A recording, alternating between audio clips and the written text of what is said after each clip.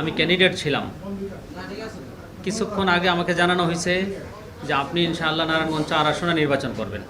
আগামী নির্বাচনে নারায়ণগঞ্জ 4 আসনে রিকশা প্রতীক থাকছে ইনশাআল্লাহ। এখন প্রশ্ন হচ্ছে 10 দলের একক প্রার্থী কিনা, বিষয়টা ক্লিয়ার করি। আচ্ছা, বাংলাদেশ খেলাফত মজলিস বাংলাদেশের 29টা আসনে তারা নির্বাচন করবে। এর মধ্যে 23টা আসনে একক ওয়ান বক্স পলিসিতে নির্বাচন করবে। বাকি 6টা আসন উন্মুক্ত রাখা হয়েছে সমঝোতার ভিত্তিতে। এই উন্মুক্তর মধ্যে এটাও আছে, এখানে বাত ব্যথা, প্যারালাইসিস কিংবা আর্থ্রাইটিস, আধুনিক ফিজিওথেরাপি ও পুনর্বাসন চিকিৎসায় নির্ভরযোগ্য নাম ডিপিআরসি। আমরা যারাই 10 দলের পক্ষ থেকে নির্বাচন করব, এখানে সবার জন্য উন্মুক্ত করে দেওয়া হয়েছে। নির্দিষ্ট কোনো ব্যক্তি এখানে 10 দলের প্রার্থী না। ভাই বিষয়টা বুঝে আসছে নাকি? ভাই বিষয়টা বুঝে আসছে?